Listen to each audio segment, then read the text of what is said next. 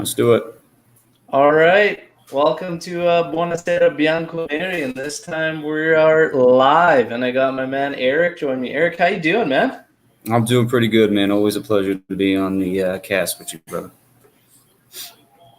Awesome, man. Yeah, well, no, it's good. We had an awesome week. Obviously, the stellar match against Barcelona, and then just couldn't ask for much more from Merda and what they did, and the Lukaku meme now is just amazing. Enjoying that a lot. But yeah, no, it's been a solid week. Iskander, got to give you a shout out. How's it going, my man? Good to see you on. And we've got always a lot to talk about. Today, obviously, oh man, it was so funny because obviously right now, all the talk is about Paul Pogba. But the Man U thing this morning was actually hilarious, where it said Delict and Demirol. It must have been a Man U channel and talking about going live. I don't know if it's like a podcast something or other. And oh yeah, Delict and Demirol. That's hilarious. But in terms of the actual swap, man, I see a lot of 50-50 out there for Juventini as far as doing this swap. In terms of Dybala, but there's also like now picking up a little bit of steam as far as like Ronaldo, just as far as rumors go. But honestly, I personally don't think Pogba's coming here, personally. But I just want to get your thoughts on the swap. Hypothetically, if we did a swap involving Paulo Dybala, how you would feel about that? It's tough to answer that because there's a lot of other things that we have to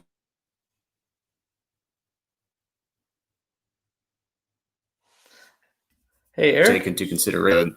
Yeah, can you hear? Okay. Yeah, it's good. It just broke up a bit there.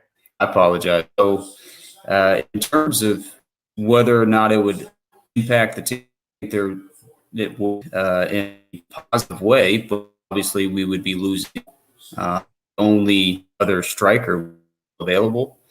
So it presents some personnel issues just right off the bat, making that swap. So another thing that I took into consideration, the first thing I thought of is that his relationship with Paulo is probably one of the reasons he wants to come back.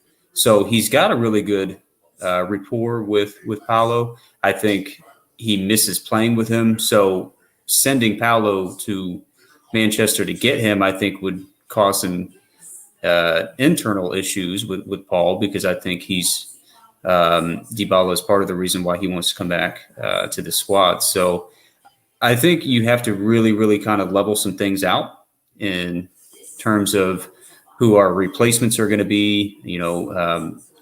To me personally, also, I feel like if you go get a Paul Pogba, the way that we utilize our midfielders, I don't see room for a Locatelli because of playing time unless you start getting rid of a lot more of the other midfielders. So it's not just going to be a Paul Pogba and Paulo Dybala swap. It's going to be a Ramsey and Rabiot exiting the group as well to make more room for other players if these players are who we want to sign. So there's a lot of things to take a look at. Yeah, for sure. I mean, that was kind of my thing. If we were doing this thing and we're pulling this trigger in January, like we already have nothing as far as forwards go, and the guys that we do have are more those wingers. So I don't actually see any of those guys being able to fill in on a two-man front, to be honest. And there's been shouts for Kulishevsky to do it, but honestly, like, he's been hit and miss for me.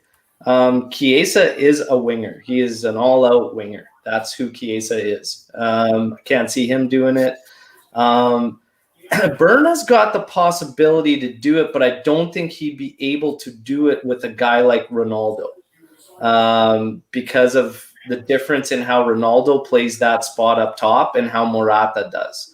So really the key with his team right now is how crucial like Alvaro Morata has become and is, because of the way he is so rigid in the position that he's always a focal point for everyone else to play off of.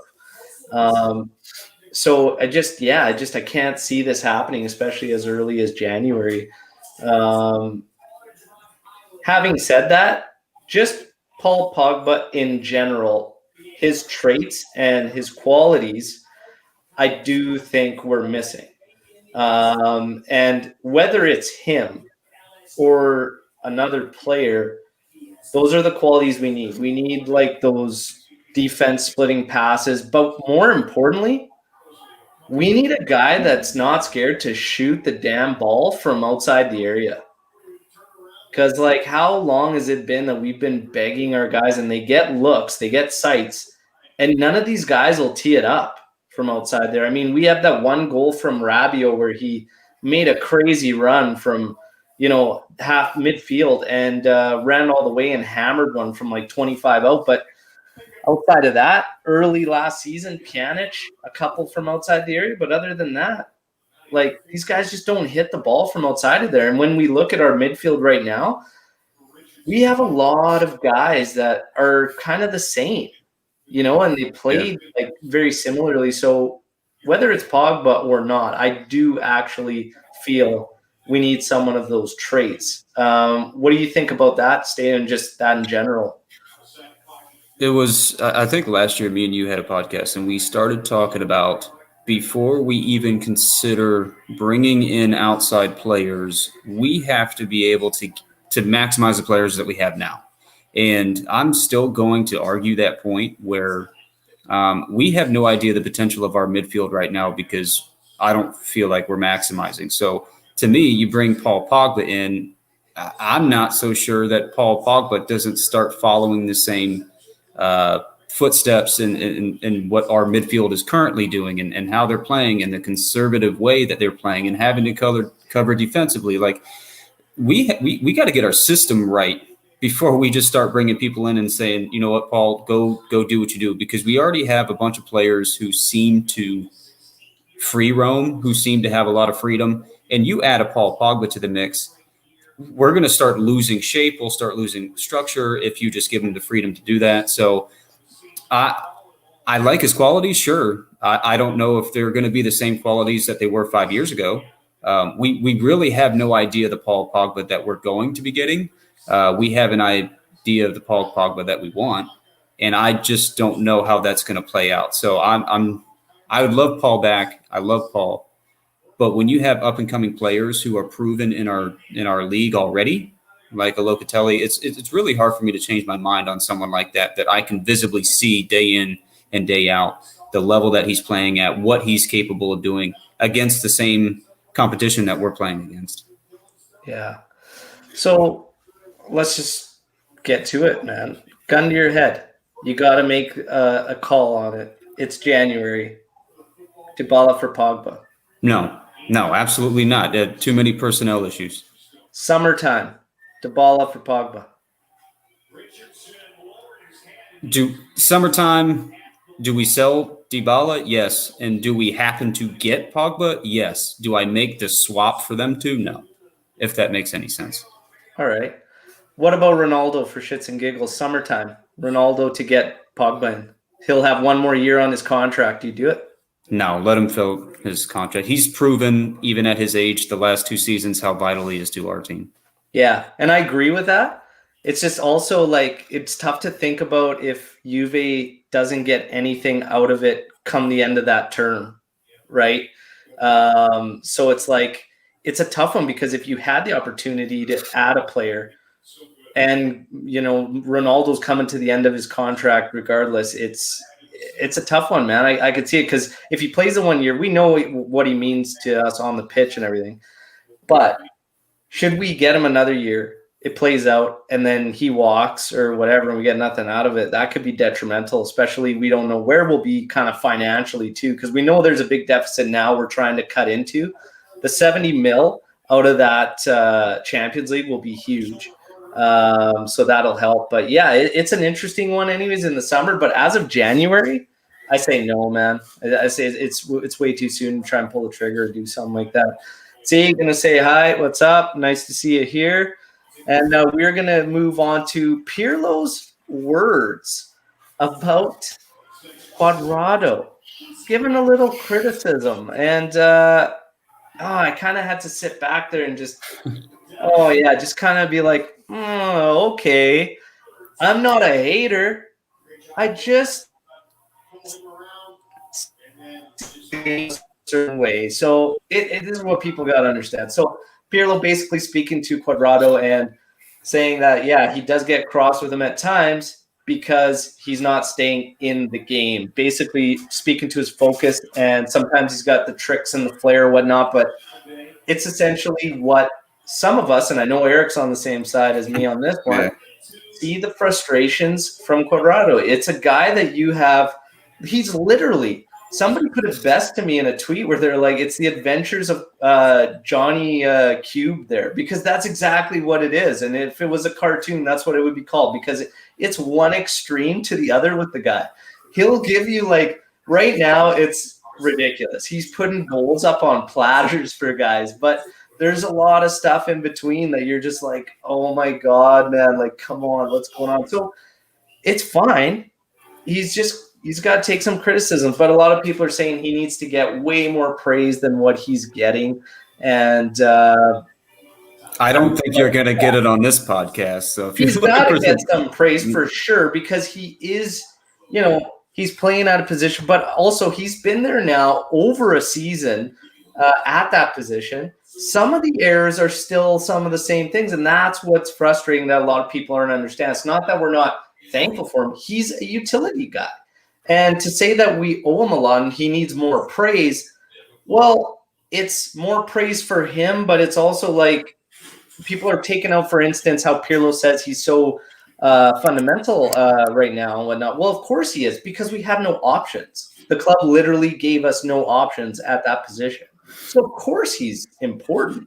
But he's doing great as far as the assists go and stuff. But I had to laugh because it's just, this is the same thing a lot of us have been saying for a while. And when we share our frustrations, we're called haters. I have no personal bias against the guy. Just I see these exact same things Pirlo has literally spoken to today. And I know you do too, man. How'd you feel when you see him make this comment? Because I know, you get the Quadrado hate thing. Oh, all the time. I'm becoming quite famous outside of my normal shit takes, I guess, to some because of my perspective on Quadrado. So I'm glad that someone said it. I really am.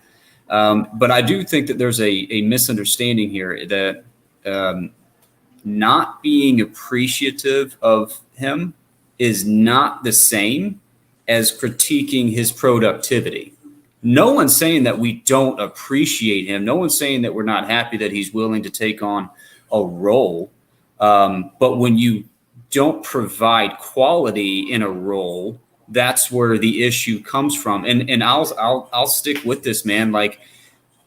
Is he really serving platters, goals up on platters, because he's whipping balls in and hopefully that they get to a head? And that's what I'm looking at. I'm looking at these things where he's really just throwing the ball in there and hoping for the best. And fortunately, we have quality guys that can get in the box and put the ball in the back of the net. So I'm not I guess maybe I am a hater, because I'm not even looking at the crosses that he's sending in and going, wow, that was amazing. I'm just saying, he's throwing the ball up there and fucking hopefully someone gets to it.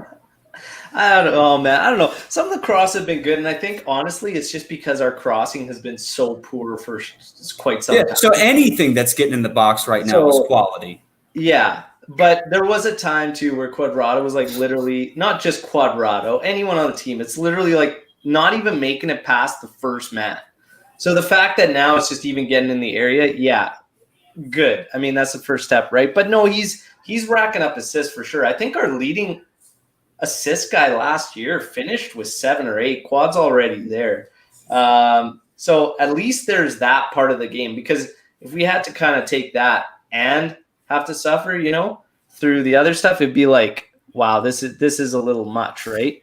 But no, the criticisms there, I just think I was kind of happy he said it, because, man, I even took heat just making a comment about Pirlo, seeing what a lot of us are called haters for. And then I get it again in this tweet. This guy comes back to me and he says, well, he goes, yeah, he's like, he trains with him and he sees him every day so he can say it because he's not behind a keyboard and a microphone. I'm like, shouldn't that tell you something that people behind a keyboard and microphone and TV have been saying it for some time, and now Pirlo's like the first one that has to say it for anyone to give it any kind of credibility? I mean, Jesus Christ, like I've been following the sport for a hell of a long time. I've coached at different levels. I've played at different levels. I mean, and I manage for a living, and whether you're in sports or you're managing a business, you're doing things, it's the same. Whatever principles you apply as a manager in the workplace is how you apply to a team. It's like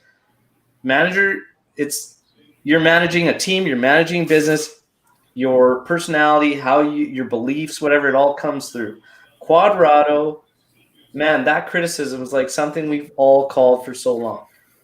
He has the ability to be lights out, but the focus, it's not there steady. That's what I'm looking at too now. Slows right down. Yeah. He stops. He's got to be dishing the ball and keep going. And sometimes he just slows it right down, stops completely. And you're just thinking, man, you just kind of like shut that whole play down for us. So it's totally normal, man. I'm with the criticisms, but it doesn't take anything away from what the guy's done. Like, I just don't understand why people can't take that. I really don't understand how Quadrado now all of a sudden has become like this crazy, like we have to protect. We're going to have to give him a statue to some of these people. You're going to have to give him a star, just his own room at the Allianz. Like he's it now. But my issue too is like, we have a player in Chiesa who I believe has won the most 1v1 takes on the team. He has been on the right side. He's played right wing back, and it just seems that our offense is much more balanced. Our defense is a little bit less susceptible, or just the same. We're not really losing much. The rigidity in which Juan plays, the man is Jekyll and Hyde himself, let alone our team being Jekyll and Hyde. There's a lot of things. I really think that when you evaluate what we have and what we can put on the pitch, Juan kind of falls down the list. I think he really does. And it's not because we don't appreciate him. It's because we have someone who can provide the same in some areas and then more in other areas. And that's my biggest issue is no one has the balls to say, Juan, we know you've been here for X amount of years, but we have a guy who's probably going to be able to play this position a little bit better than you, and he deserves to play this position. Yeah, and I mean, there's a lot of fans putting out their lineups right now in their best 11, and it's a mix there at that position.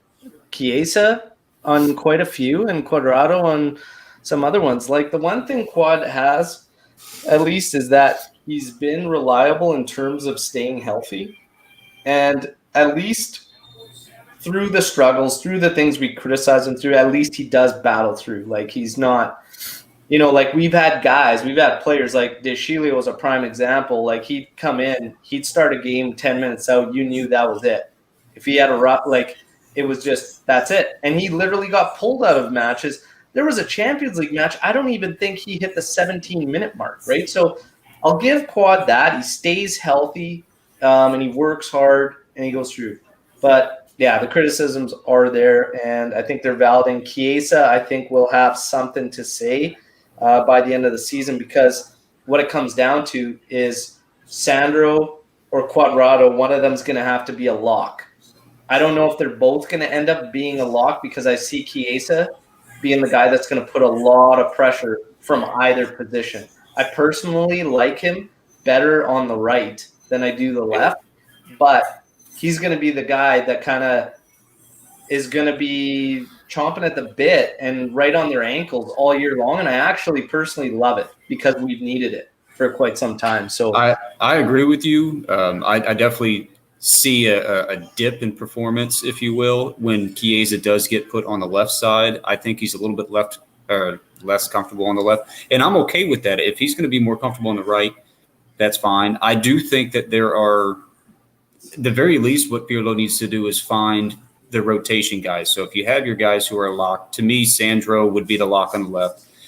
Chiesa would be the lock on the right, but Juan apparently seems to be the guy. So put Chiesa on the right. I do think in terms of getting Sandro rest, who's plays the best on that side, I think Bernardeschi should be the lock for the rotational player on the left. And then I don't know if we're going to get into this, and I do think Kulusevski is not that type of player on the outsides. I just don't think that's where he seems to be comfortable. So for me, Kulusevski should be the guy that's playing in that 10 role, the more central role. So that's my take on that. It's Kulusevski. This is the conundrum is finding his place in the lineup so far. As we get into lineups, Antonio writes in, "Hey, bro, Pogba makes sense in my opinion. It will be a hard deal to make happen, but Pogba inside left with Arthur and McKennie would be interesting. Dybala going to Man United, though, I can't see it happen. They already have an abundance of that style player already in Van de Beek, Fernandez already playing in that role. I honestly can't see Dybala wanting to go to Man United, period. I think there's only a few teams Paulo would accept. So I think making the deal happen, it's ultimately going to be in Paulo's hands too. That's something we got to think about as well, right? He essentially shut down the deal last season. He didn't want to go to any of those clubs. He wanted to stay. So, yeah, but that's interesting with Pogba on the left, Arthur and McKennie. That's a good mix. I think right now McKennie is a lock for us in a midfield role. For me so far, he's got a ton of energy, man, and I really like what he brings, and I think he's for sure a lock in there. And before you get into McKennie, Z just wants to throw out, she likes the Italian flag behind you there, Eric. So appreciate that, Z. Props on that. Yeah, man. What do you think of McKennie? Is he a lock for you? He's a lock for me. I think that's a per game type of situation because his energy is needed, but it depends on whether it's going to be needed in the beginning of a match or if it's going to be needed in the last 45. He is kind of just a bulldog he's a very Lucas Torreira type of player, which is something that we lacked in terms of just getting after the ball. I do like him, but I think out of how many games we played, 12. I don't know how many games, something like that. I hate when, he's played maybe 3 or 4 really good games and he's had a couple of games where he hasn't been great. So before we start crowning him, I'd like to just see some consistency, but not just from Weston. I don't want to single him out. I want to see consistency from everybody. But in terms of our lock, I think the only lock for me has been Arthur. That's the only lock that I can think of that when he's on the pitch, we play so much better. So rotation between Rabiot, Bentancur's been not so great. So I think Rabiot and McKennie and Ramsey have been some bright spots for me. So those are the guys, depending on who we play and how we play, they should just be in constant rotation. Yeah, I mean, that's a tough one, man. Like Arthur, for me, I like what he brings. The one facet of his game that's missing is that forward passing ability. He seems to struggle in those forward passing, but on the ball, the guy's money. He reminds me in possession of Pirlo, even with the spins and whatnot. He's very difficult to win the ball off of, which is huge for us.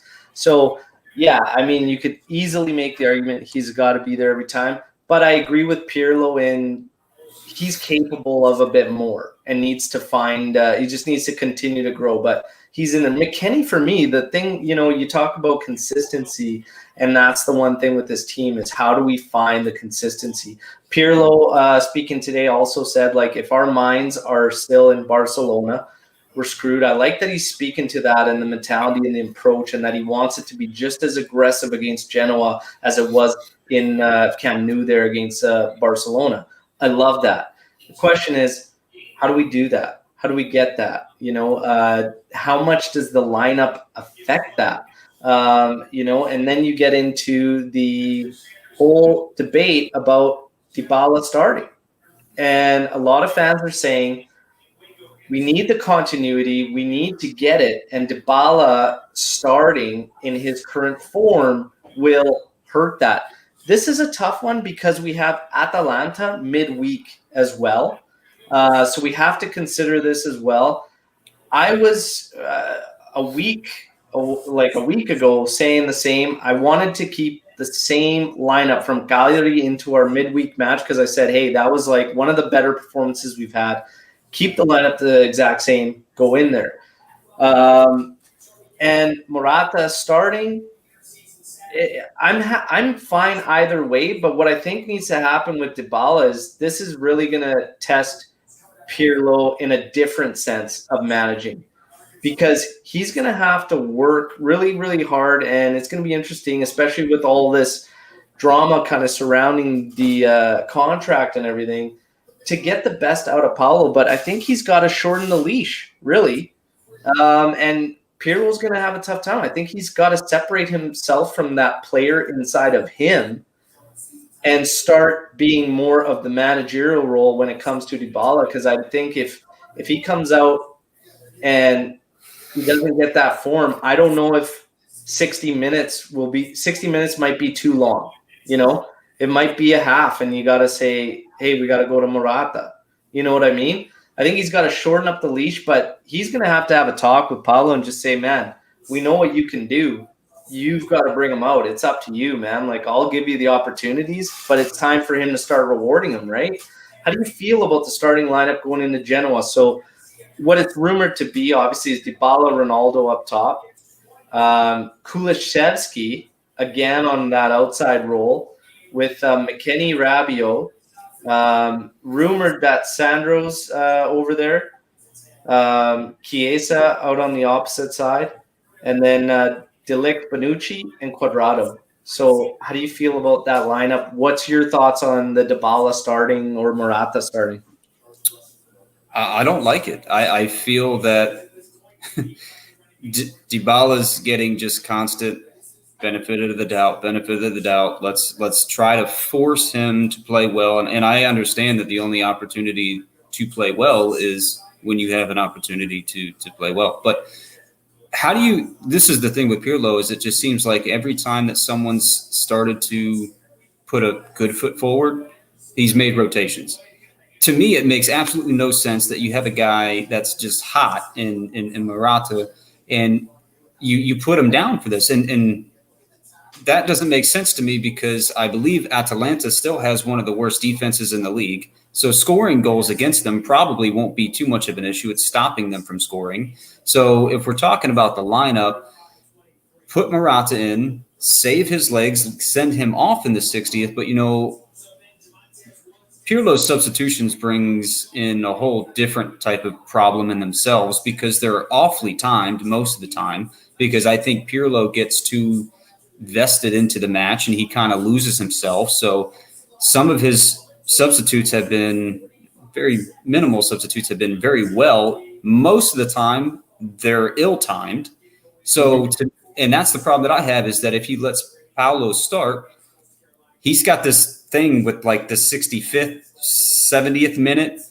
Well, by that time, you're either way too out of the match and you're trying to work your way in, and it's very difficult for someone to come in for 15 to 20 minutes to really impact the game. So I don't like Paulo starting. I just don't. I don't think he's earned a starting spot. I think you've got to earn a starting spot from when you get subbed in. I truly believe that.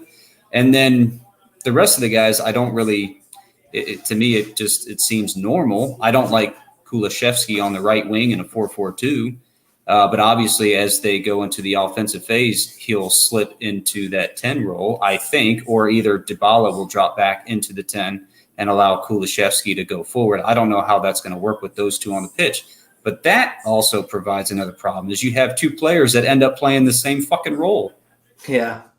And that's what I've said. I said, like, for me, right away, looking at that lineup, I see Kulishevsky on that side, and I see, you know, Dybala up front. And for me, the two of them are not compatible on the pitch.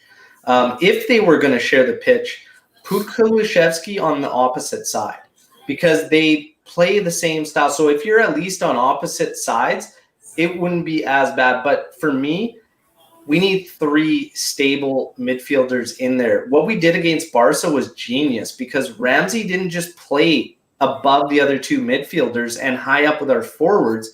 It was a flat 3, and it was steady, balanced attacking from either McKennie or Ramsey supporting the forwards. And I think if we do that, well, I hope if we do that, it will keep Dybala, should he play, up top and stop him from having to come back, because there's this awkwardness between Kulusevski and Dybala on that side that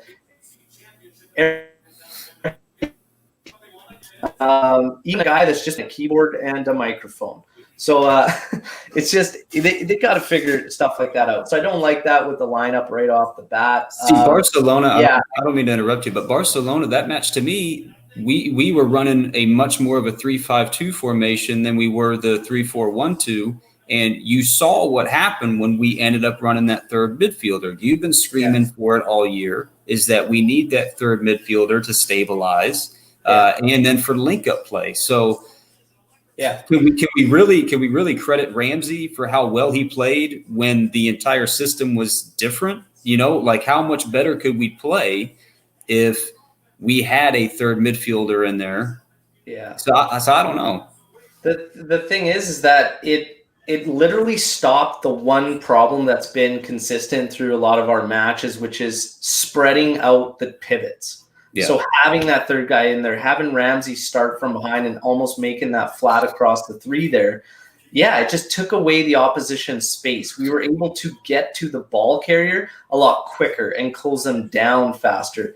So it's just, again, you're right. We've been shouting for it for quite some time. It did play more of a 3-5-2, and what that also did was make the transition so much easier from defense to offense. And man, and it worked great with McKennie and Ramsey there. But again, I think that makes it more plug and play.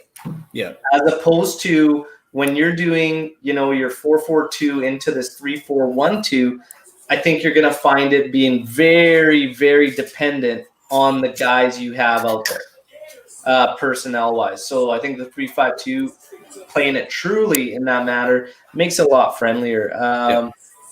So Antonio Wright said, McKennie, dare I say, looks like the first Vidal we had. But Eric is right. We need to see him as a consistent first. Can we appreciate, though, how much Barca must be kicking themselves now on Arthur?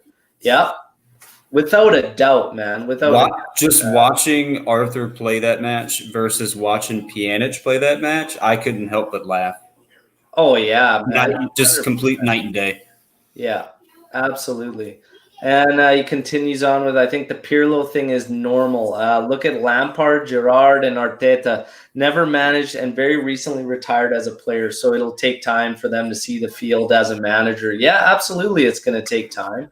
Lampard had some experience. I mean, I want to say all 3 of those guys all had some coaching experience, whether it was as an assistant. But you're talking about a guy who literally took his course and then said go, and then got hired. So he has literally 0. Man, he didn't even finish the course when he got the job. No, the bell rang before he was finished, and he said, "All right, guys, I'm out."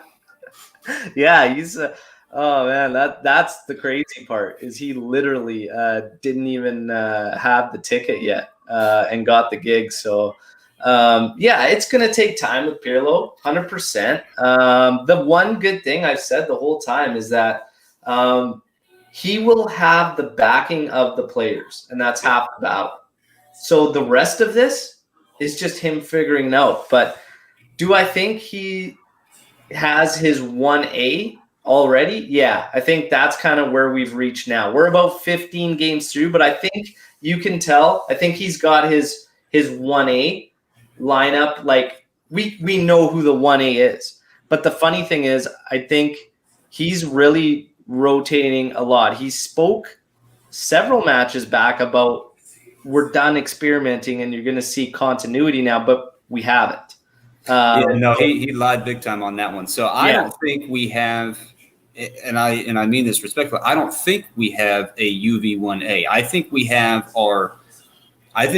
a 15, not an 11. We have a 15 that he knows for sure that he's going to be relying on. And it's almost like we have a 1A and 1B jumbled into like one giant mess. I think we get that from lineup to lineup for sure. Yeah. And I get what you're saying, but I think like if we went into a clutch game is what I'm saying, like there's no doubt in my mind who the 1A team would be, you know, and for shits and giggles, like this is it's a do or die match we're coming up to right next. Your lineup in Pirlo's setup, which players occupy which positions? Oh, man, because it's hard not to put my own thought process in there. But obviously, we're going with I guess I'll put It lines up as a 4-4-2, but yeah, it's I was going to say offensively as a 3-5-2 or 3-4-1-2. Right. So the 4-4-2 would be obviously Juan, De Ligt, Bonucci, Sandro. Should be, well, it'll be Kulishevsky, either Rabiot or McKinney, Arthur, Chiesa, Morata, and Ronaldo. Yeah. The right wing spot is a little difficult when you run into 4-4-2 because I really don't think Kulishevsky should be in a do or die starting 11, but because of the 4-4-2 option, it's almost like he has to be. Yeah. Yeah, I mean, like I said, there's some guys that are a couple in my mind that are on the fringe, but like if we went in that setup, for me, probably play it out.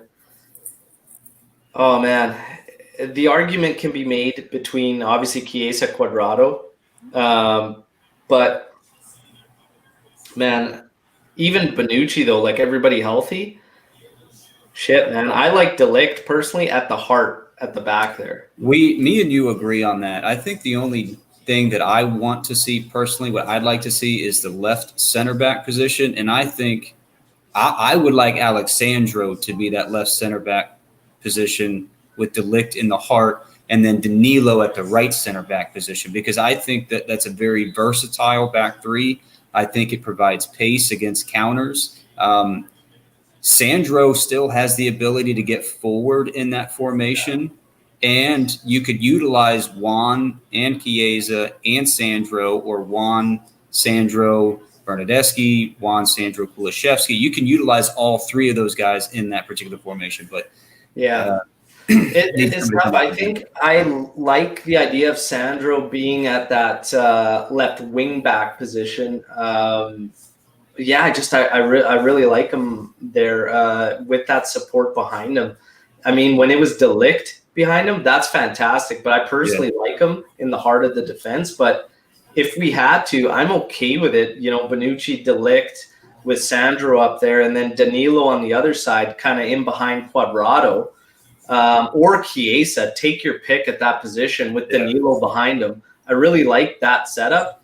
And then, I mean, in the middle there, that puts you, I'd go, honestly, probably Arthur, McKinney. Right now in form, Morata, Ronaldo, whatnot. I mean, I think for me, those guys, like, that's really your team there. Z's writing in, I hope Dybala scores tomorrow and change your mind about him. He needs to play full-time to prove himself. Look, I hope Dybala scores every time he's out there. I know the quality of player Dybala is. I'm never saying he's not quality. He is quality. He's going through a rough patch. He's just gotta get it right. My fear is that it's the situation that's kind of overtaken Paulo. That's my fear. But hopefully he gets it going and gets it going soon, because we need him. Eric and I both talked about the options this season, and we can't roll Morata and Ronaldo every match all season.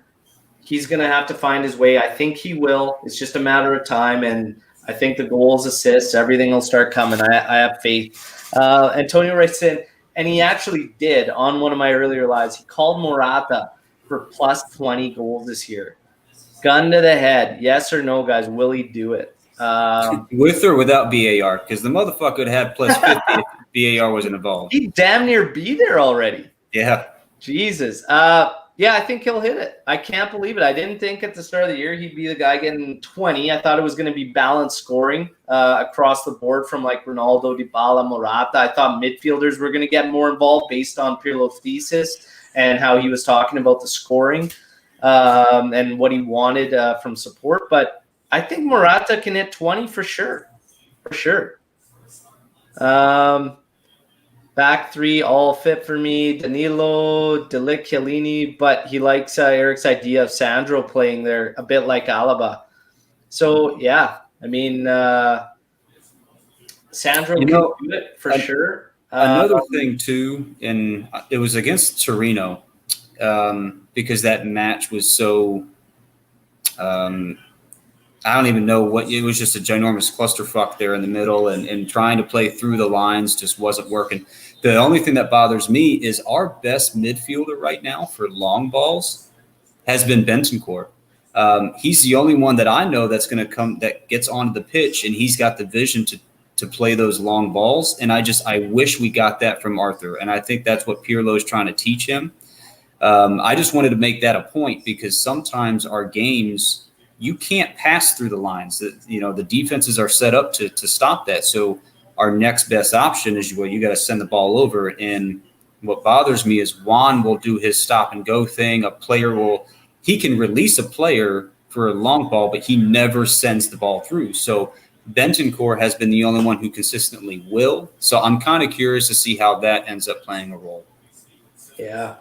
It'll be interesting. Bentancur for me, man, it's frustrating. It's tough, and his name's getting thrown out there across mixes of trying to make deals done. The rumors are going to get crazy. We know it was going to happen because we're getting close to the January window, and you take everything with a grain of salt. I just like speaking about the hypotheticals. A lot of people were still bringing up the 50% Boca fee there on Bentancur, but I think it's actually gone now because I think the team was made an agreement a little while ago to pay it out in installments. So I actually don't think that that's in effect anymore. I'll have to find out for sure, but Bentancur is a little frustrating for me because he's all of a sudden back down, in my personal opinion, on the list. And it's a little frustrating because he should be moving the opposite direction. But does that just speak to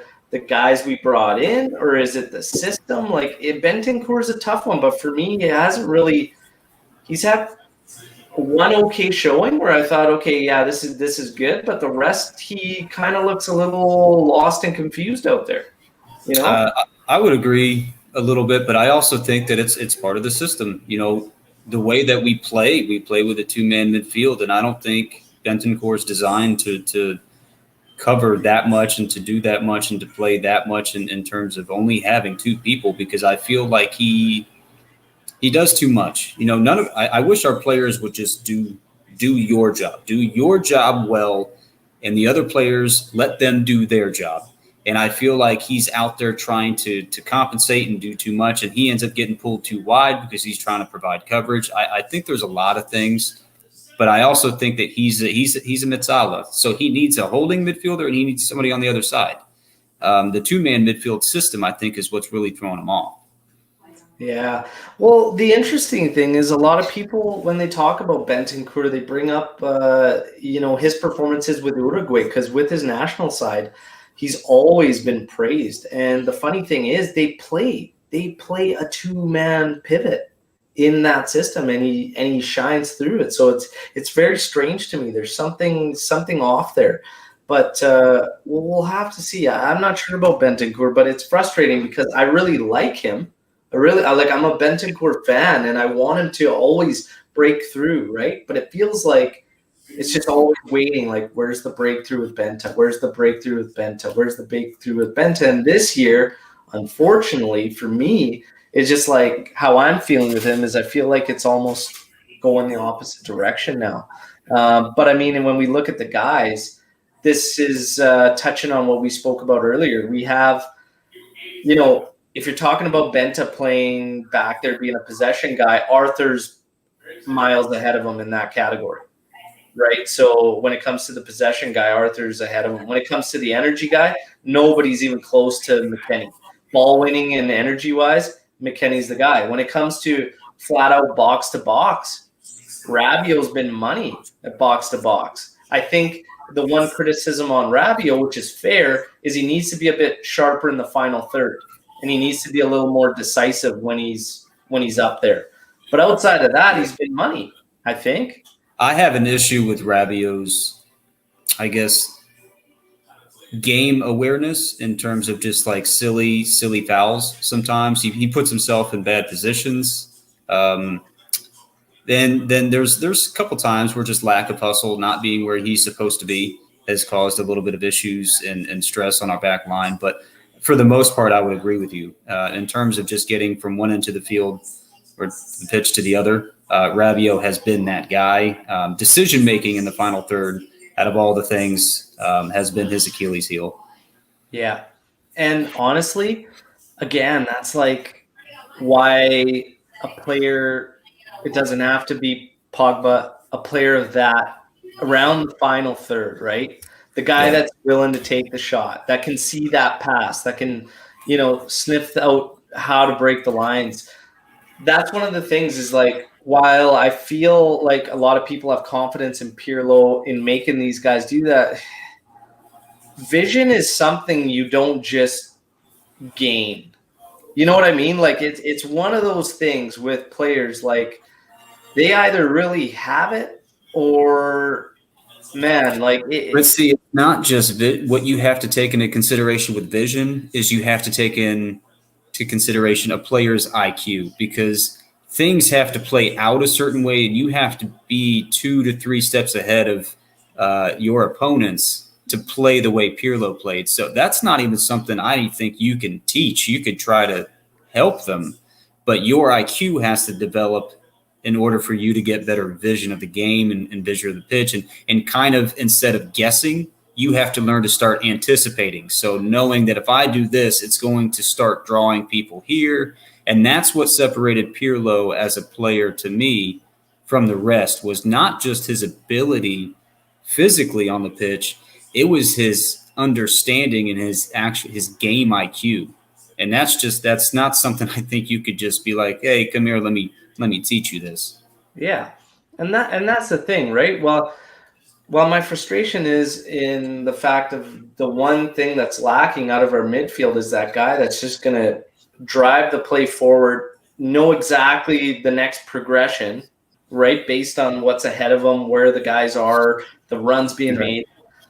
And people are just like, well, no, Pirlo's going to get it. Bring this guy in and Pirlo will have him doing this or whatnot. Well, it's got to be a guy that has that, the vision, the IQ, like it's not just something that's going to be taught, especially at this level of this stage. You know what I mean? Like, I think we're at the point now with this team and this club, it's time to get the right pieces in, forget the market opportunities and forget like the shirt sales and stuff like that. We are a couple plugs away from actually what I think is going to be a really, really solid finished, polished team.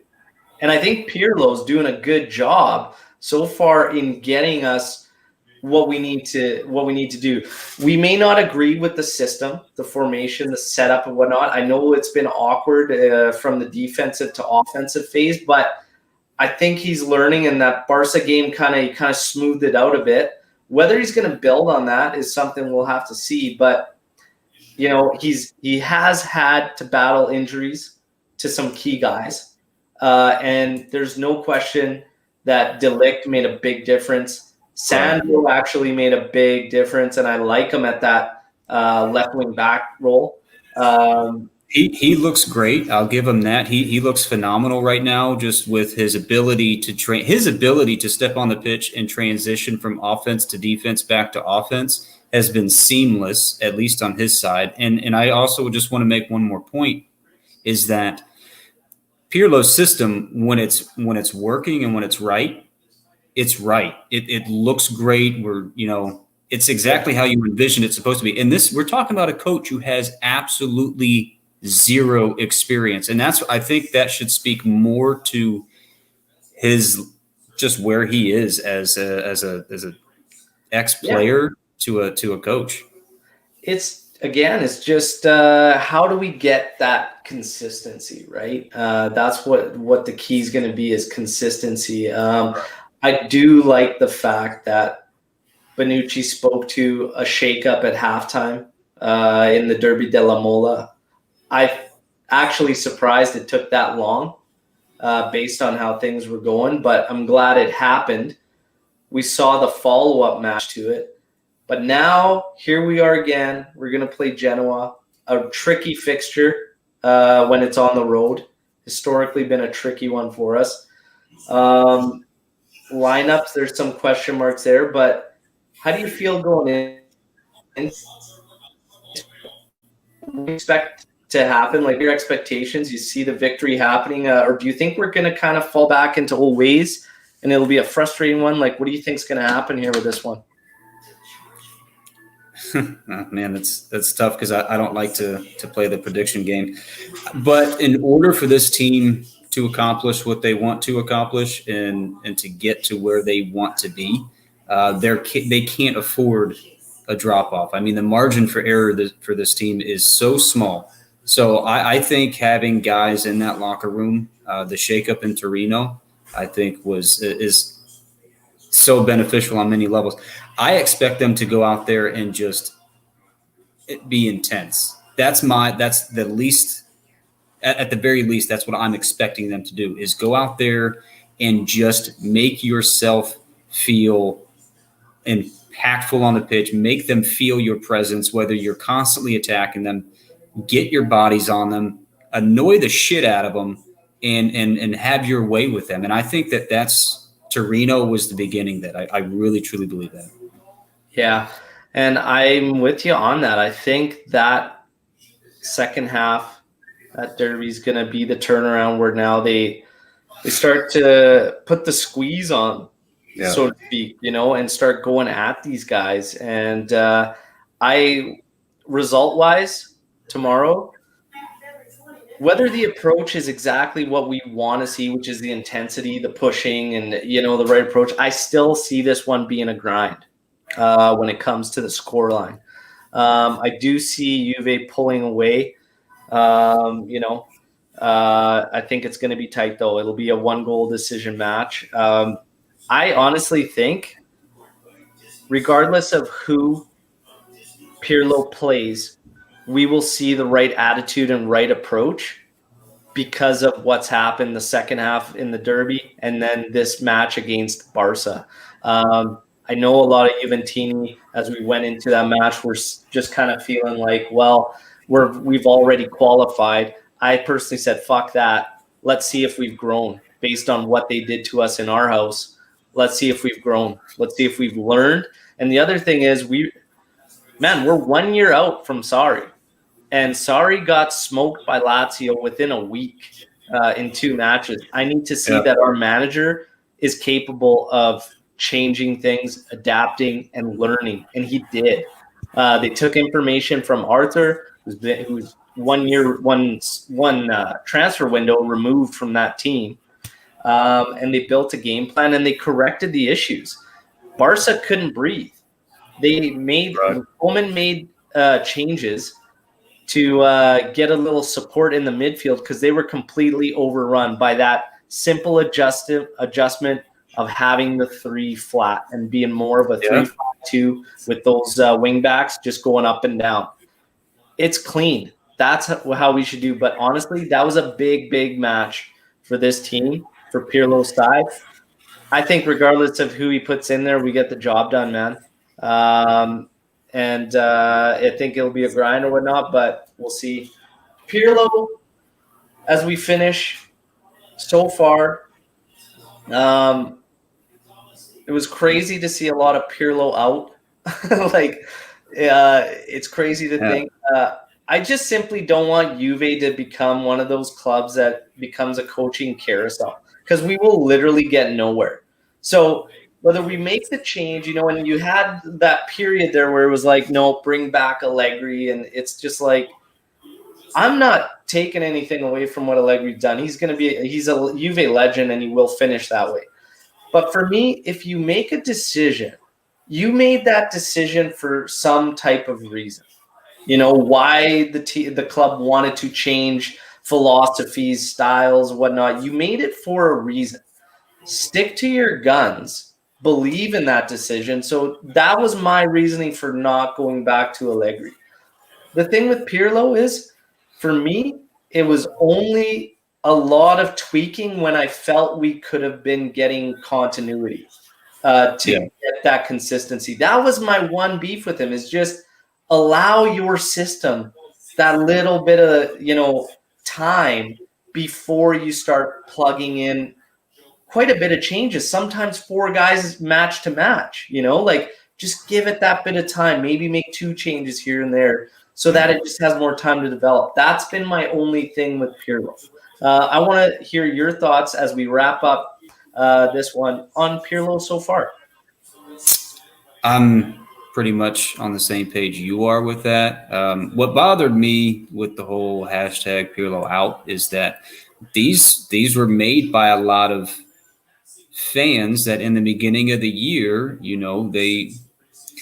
we understand this is a project. We understand that our expectations are low. We understand that this is going to be difficult. And when push came to shove, they're not willing to understand that this is a transition period for us. And so for me, when Pirlo came, I said, expectations should always be the same.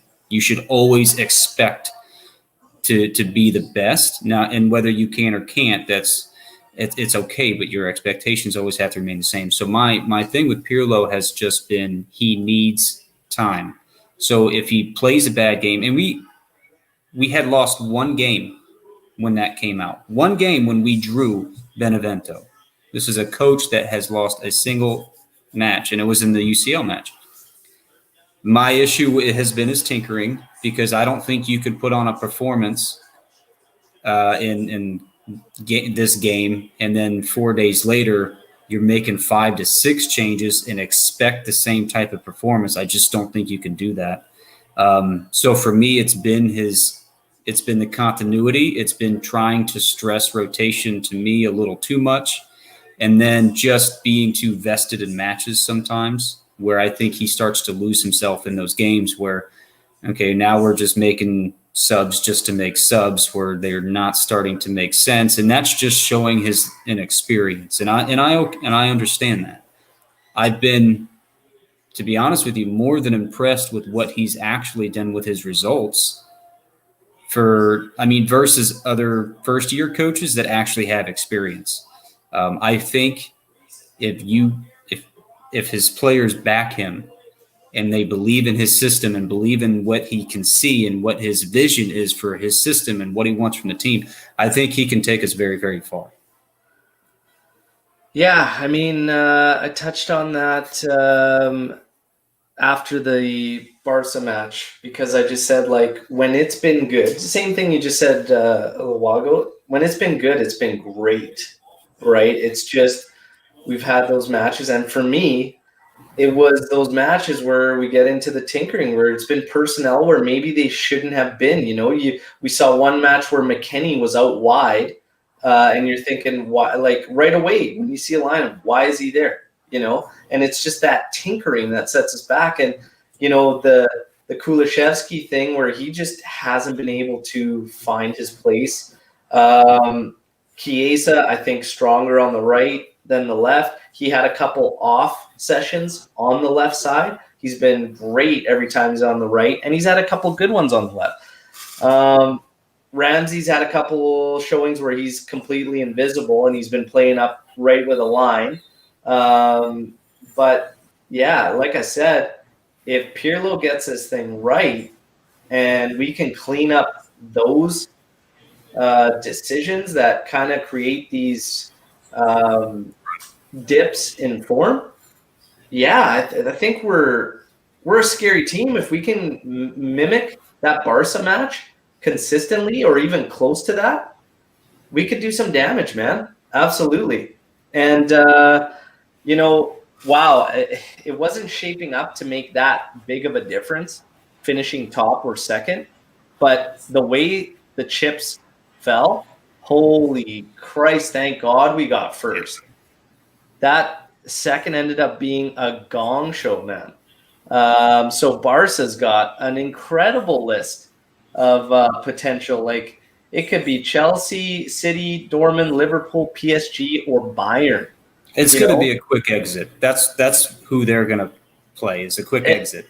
It's crazy, man. So Juve, on the other hand, and we'll find out on Monday, Porto, Atletico, Sevilla, Leipzig, or Mönchengladbach. And actually, odds percentage-wise, the highest one ended up being Mönchengladbach, which I'd gladly take. I would gladly take Porto as well. But honestly, I'm pretty confident no matter who we get, to be honest. If Pirlo can get things right, none of those clubs really can. Maybe, but I think if we landed like we'd just be sharp like we were against Barca, right? So there's some fans making a shout that we should get them just because we will play down to a lesser opponent and maybe get that flat match. I want to know what you think about this. Who are you hoping for, and what do you think about that? I'm hoping not Atletico Madrid, because they're a solid team. They really are. Sure Their style of play could be exactly what we don't want. Their ability to absorb pressure and then counter is exactly how we've been losing games. So I would probably take Porto, Gladbach, or Sevilla. Those would be probably in that order. Those would be my top three. Yeah. No, that's I'm right on par with you on those, man. I think Atletico, I'd rather not right out of the gate there.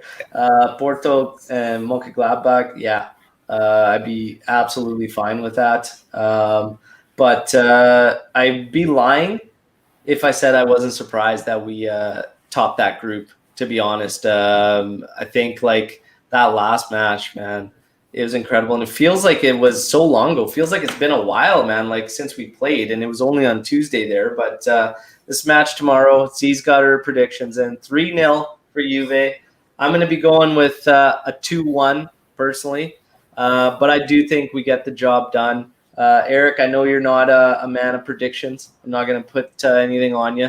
But it's been an absolute blast. Thanks for joining me on Buonasera Bianconeri live tonight as we get ready for this match tomorrow. And everybody enjoy the match. Of course, I'll be back with the podcast with another guest. And let's see what's in store for us. Hopefully we can keep the momentum going after that big win against Barca. Eric, thanks again, man. Everybody, till next time, you know the drill. Forza Juve, fino alla fine. Ciao.